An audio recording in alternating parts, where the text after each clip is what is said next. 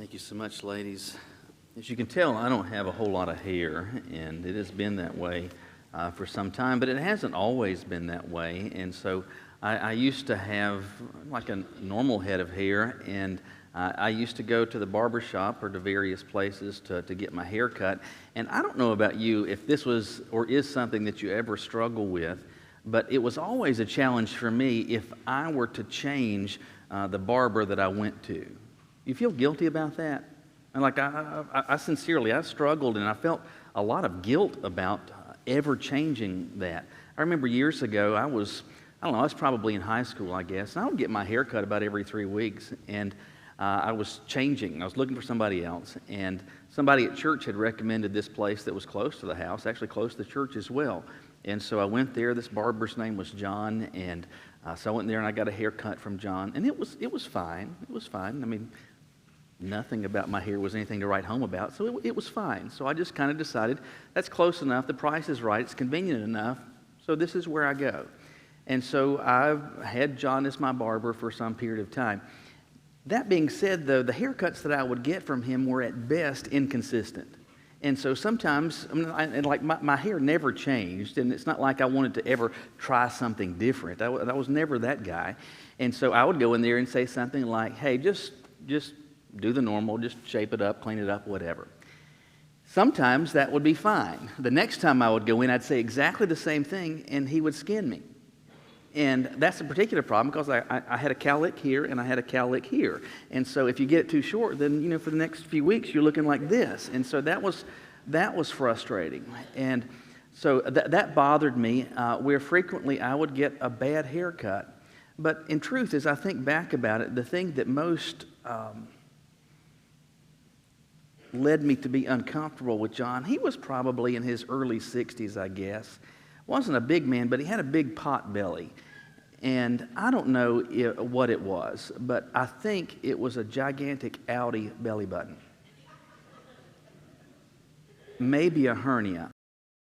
I mean, it was big enough to be named. It really was. And I've never seen a belly button quite like that. But because of his build, the shirts that he would wear would be kind of tight around there, so you could really see that thing and whatever its name was. But anyway, so John is cutting my hair. He tended to like more scissors than clippers, and so he would be doing like this, scalping me, and then he'd rub me with that belly button.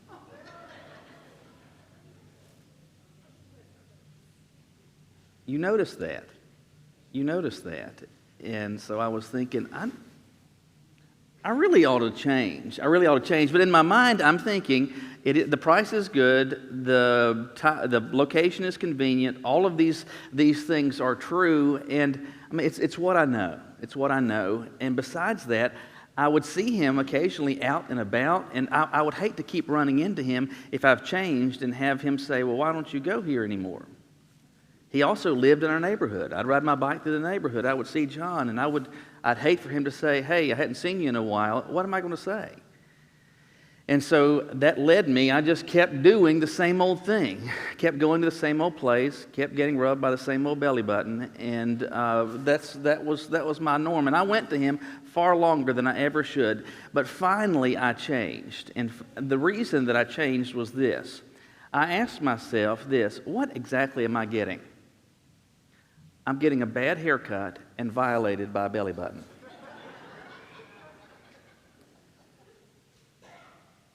I can go somewhere else. I don't have to have that. This is what I'm getting, and so that led me to change. Now, with that in mind, we have been working our way through the 8th chapter of Romans. And one of the things that God uses Paul to make clear is that when all of us came into this world, that we came into this world with a nature. Sometimes we just refer to it as human nature, but human nature has a bent to it. It has a pull to it. And that pull is to do things that God has etched on our hearts, saying, hey, these are boundaries. And that pull is to violate those standards, to do those things that He has made clear to us are across and beyond the line.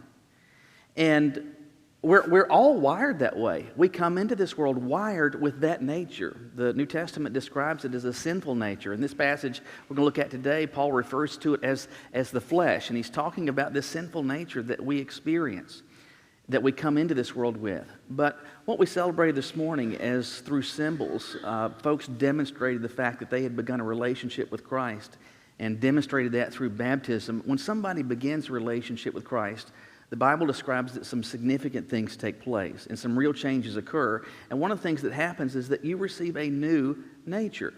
It is a new nature that is not bent towards sin, but away from it, that it is guided by the Spirit of God that's within you. And so here you are as a person, if you have already accepted faith and expressed faith in Christ, and you're a follower of Jesus, you've got inside of you these two natures that are struggling. You've got this old nature that you came in with that is pulling you this way, and you've got this new nature that's leading you to go this way. And in truth, this one's the easy one. This is what's familiar. This is the one that the crowd is doing. This is where everybody else is going. And it's so easy to live and so easy to follow that old nature. But what I want you to realize, and God used Paul to communicate, is that you are under no obligation whatsoever to follow that. You don't have to be stuck in that, because Christ has set you free from that, and you can live according to this new nature. So here's the question we want to think about today, and our passage answers this for us. Why am I not obligated to that old nature now that I'm a follower of Jesus? Why don't I have to live like I did before Jesus? Look with me in your Bibles today to Romans chapter 8. We're going to pick up today in verse 12. Romans 8, starting with verse 12. So then, brothers and sisters, we are not obligated to the flesh to live according to the flesh. Because if you live according to the flesh, you're going to die. But if by the Spirit you put to death the deeds of the body, you will live. For all those who live by God's Spirit are God's sons. You did not receive a spirit of slavery to fall back into fear. Instead, you received the spirit of adoption, by whom we cry out, Abba, Father. The Spirit Himself testifies together with our spirit that we are God's children, and if children, also heirs, heirs of God and co-heirs with Christ, if indeed we suffer with Him, so that we may also be glorified with Him. God uses Paul here to help answer that question for us. Why is it that I'm not obligated to have to live to this according to this old nature that I came into the world with? And the argument that he makes is kind of like the argument I just shared with you as to why it was I changed barbers. I started paying attention to what I was getting. And if you start paying attention to what you were receiving, then you'll realize, you know what, I don't have to do that anymore, because I've got something exponentially better. And based on what he says here, I'm not obligated to live under that old nature, because I have traded death for life. I have traded death for life. Starting in verse 12, he addresses those to whom he's speaking, and he says, brothers and sisters. And so he's talking about people who, like Paul, have a relationship with Christ. If you're someone that says, hey, I'm a Christian, there's been a time in my life when I leaned on and leaned into Christ to experience forgiveness of my sins, and I'm a follower of His, well, then this is to you as well. And so he's saying collectively to all of us that are part of this team, that are part of this family, we are not obligated to the flesh to live according to the flesh. Now again, and repeatedly, Paul has been using throughout this chapter already the word or the term flesh. And so many times we can think about that just being about our body, our physical body. But beyond that, he's speaking about this nature that we have, that we come into this world with. And he says that we're not obligated to this to live according to that old nature. And then he starts communicating what it is that we experience. And so if you are operating according to that, he says, I want you to pay attention to what it is exactly that you get. And he says in verse 12, if you follow this, according to verse 13, you are going to die. Well, hearing this, you may say, well, okay, I'm a Christian. I'm one of these brothers and sisters that Paul speaks of. I've known others who are brothers and sisters, but I went to their funeral recently. I believe, unless the Lord comes back beforehand, I'm probably going to be checking out of here, that I have an expiration date, that I've got a finite amount of time here. So it looks like I'm still going to die. What is it exactly that he's talking about? Well, when Paul uses the term flesh, he's not merely talking about the body. And when he talks about death, ultimately he's not talking about the physical experience of my heart stopping and my lungs ceasing the act of bringing in air and receiving oxygen. He's talking about a spiritual death, where it is that we are actually separated from the one who made us. Not only is it that we're separated from the one who made us in terms of relationship, but we're separated from him in terms of where we will experience eternity. Whether it is that we are actually in a real place called heaven, or whether it is that we are actually in a real place called hell. And what God uses Paul to say is this, that coming into this world with a fleshly nature, that you are going to experience not just a physical death, but there's going to be a spiritual death that you experience that leads you not only now, but for all of eternity to be separated from God. That's what it was giving you. By contrast, because of beginning a relationship with Christ, he says you get something entirely different. He says that you get life. And the life he speaks of not simply is a continued existence, but he's talking about the experience of eternal life with God in heaven. Having a relationship with him now by faith, and a relationship by sight with him for all of eternity. And so you say, well, I don't know if I quite get you. Let me see if I can assemble the thought. Before coming to Christ, I was going to die. After coming to Jesus, I know that I'm still going to die, except based on what we have been already studying, I know that's not going to be the end for me. Because verse 11 says that the Spirit of him who raised Jesus from the dead lives in me, and he's going to raise me. So I know that's not going to be the end. So I'm going to experience, because of him and what he's done for me, life. And beyond that, he's confirmed in my heart, according to verse 16, that he testifies the fact that I have this. So I can follow this old nature that gives me hell, that gives me separation from God. That's what it was yielding to me. That's what was benefiting me. Well, that stinks. Or I can pay attention to this Spirit of God that is now in me that yields life. A relationship with God now, eternity with him in the future.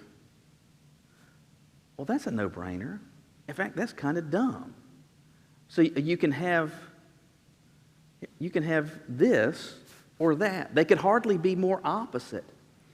And he's intentional in trying to craft the argument that way, because that's how stark the differences are. And if we begin to actually pay attention to what the old nature brings to us, it makes it easier for us as a follower of Christ to say, you know what, I'm not going to pay attention to that. I know that's what my peers are doing. I know that's what my colleagues are doing. I know that's what the media is doing. I know that's what the educational system is doing. I know that's where everybody else is headed, because that's how they're wired. But I don't have to follow the crowd. I don't have to stay in that torrent. I can operate differently and experience something wonderfully different and altogether better. You know that our family, because we, among other things, we graced you with some astoundingly beautiful bluegrass last week, but we all play, and several of us in the process, not only there's a primary instrument that we've learned, but also kind of picking up something else along the way as well. And so when we started, Caroline started as our bass player, because it's the easiest to learn, and she has the least talent. And so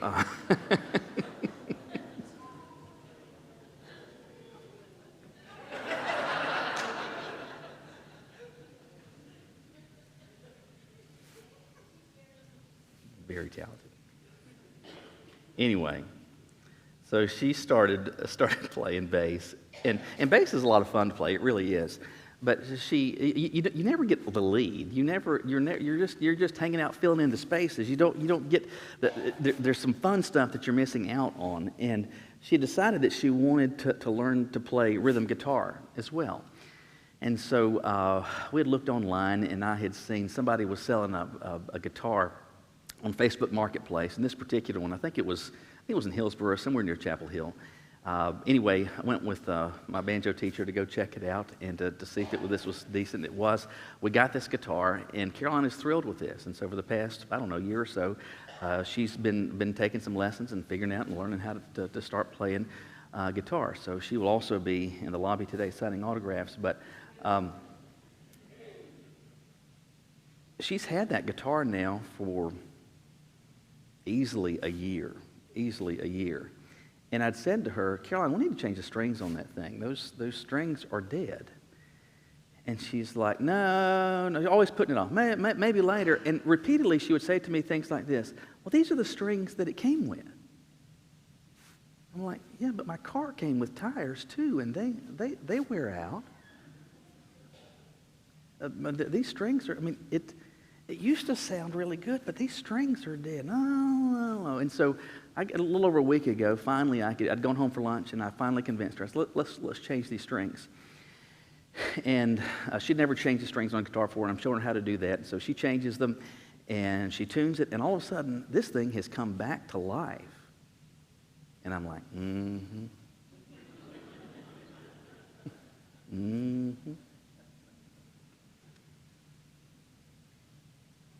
But the thought is, why didn't I do this sooner? I could have dead, lifeless strings, but now I've got this thing. It's thunderously loud on the low side, and it's so clear on the high side. This sounds so blessed much better. And the thought is, why in the world would I, in hindsight, want to keep these old strings on there? Why? Because old dead strings produce dead, lifeless sound, and new strings, holy cow, these things are so blessed much better. Well, it's a no-brainer when it comes to guitars, and it's the same thought, I think, that God is using Paul to argue here. Why in the world would you pay attention to this old nature that is giving you this horrible, horrible benefit?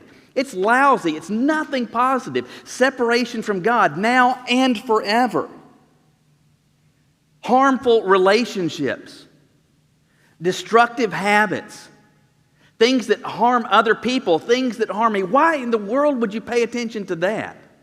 But let me ask you, it is the case for all of us that you have made decisions this past week, and unless you pass or unless the Lord comes beforehand, this time next week you will have a whole slew of other decisions that you have been making.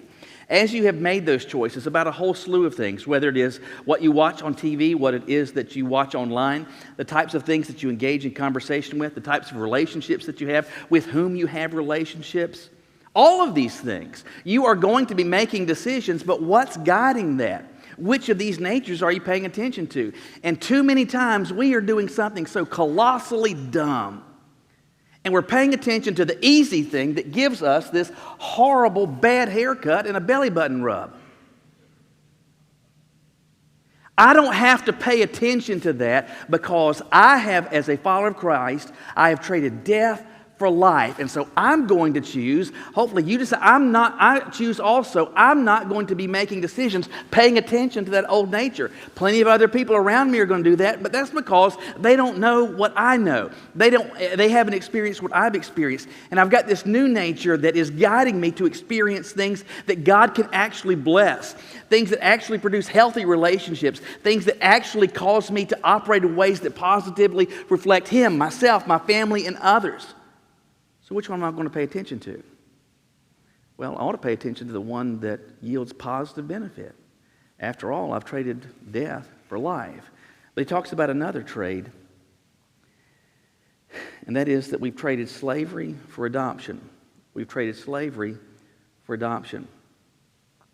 He had just been describing that we had, as we came into this world, this nature that produces death, that he describes in verse 15 as producing something, fear.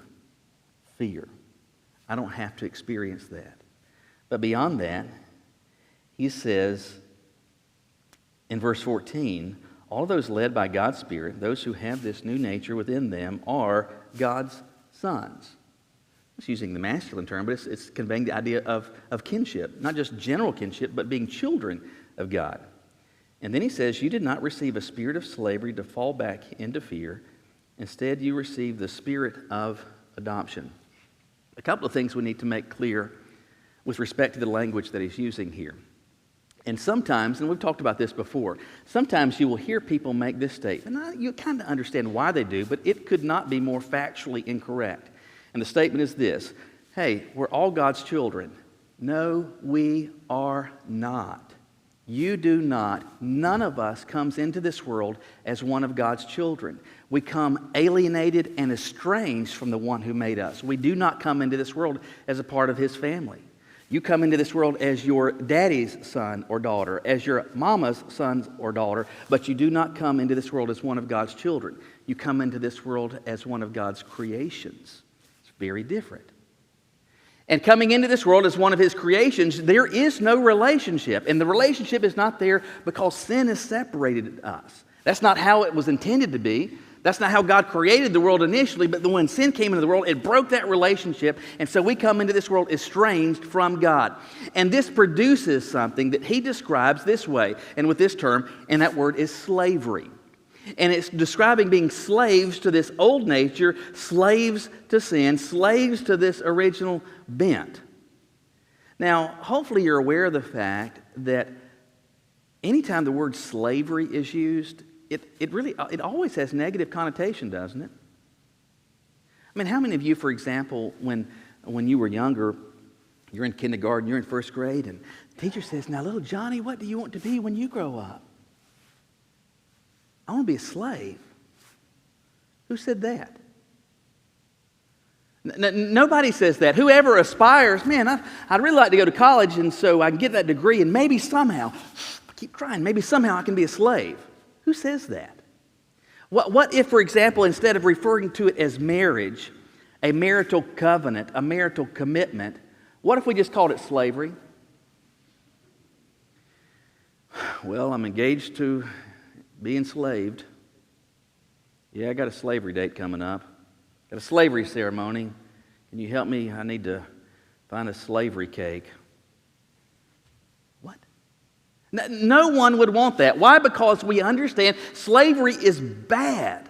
Slavery stinks because when you are in slavery, there is a lack of freedom. And when there is slavery, there is by definition a master. And by definition, it's a master that's concerned about him, not you.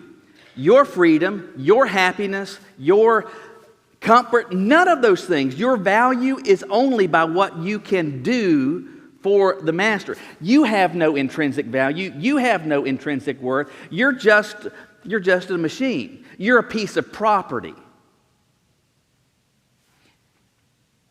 Paul says before you and I or anyone comes to know Christ that we were slaves to this old nature. We didn't have freedom. Nothing with respect to our benefit was part of the equation. We weren't deemed valuable, and the relationship that we had with the master, well, it was, I'm just cattle. I'm just property. I'm a means to an end. I am not valuable. So on the one side, he puts slavery, but look what he puts on the other side. He puts adoption. Now, you understand how adoption works, and it's always been this case. That when someone is adopted, that means that they become part of a family that they were not originally born into. And so to what we said just a moment ago, when you came into this world, you were not originally part of God's family.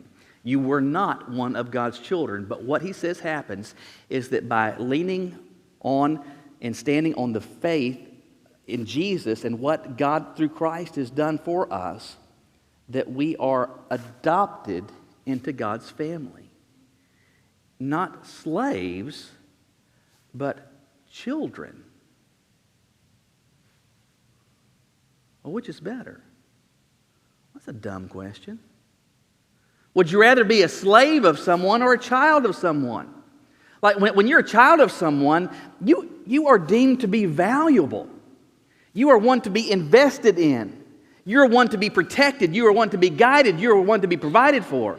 Slavery, that's where you're just property. You're just cattle. You're of no significance, no value, no merit, no worth. And not only does he say that we are children, but he says we receive this spirit of adoption where we're able to call out to God with a term of endearment, and used as a first century term of endearment that's equivalent to our term daddy. We're saying Abba. And so it's not merely that we are brought into the family so that it looks kind of like the royal family where it is, yes, your highness, your majesty, where there's this effective estrangement, but there is closeness, there is intimacy, there's the ability to freely communicate. That's what you get. That's what you get with this new nature. Instead of slavery, lack of freedom, lack of value, lack of worth, lack of anything that benefits, you get this spirit of adoption where God is your. And here's the other thing with respect to adoption that, to the extent you've paid attention to it, I don't know. There are no accidental adoptions. There just aren't. Some of you here today are adoptive parents. Some of you here today might have a mom or a dad that adopted you. For whether you just know about it or you know about it from personal experience, likewise, I think you can say, oh, I agree with you in this, that no one wakes up one day, gets up out of the bed, walks down the hall, there's a baby in there. Pop your head in and they say, hey, Pops. Hey, Mama. It doesn't work like that. It doesn't happen accidentally. You didn't just wind up one day as an adoptive mom or dad. It happens because of real and meaningful intentional effort. Not only does it convey that it didn't happen accidentally, you didn't accidentally become part of God's family, but it also conveys this. You hear the term sometimes about unwanted pregnancies, but there are no unwanted adoptions. This says to me, this says to you, to any that are part of God's family, He wanted you, meaningfully wanted you to be a part of His family and went to exorbitant lengths to make that possible, to get you out of slavery to sin and what it was going to ultimately bring to you and make you a part of His family in such a way that you call out to Him with a term of endearment, giving you this new nature that puts you in a position where you can receive the benefits of being one of His children. So you've got a choice. These two natures inside of you are at odds. They're at conflict. Which one are you going to pay attention to? Clarity comes when you start saying, well, what is this one providing for me and what is this one providing for me? I'm telling you, the old nature provides for you something far worse than a bad haircut and a belly button ride. Slavery and death.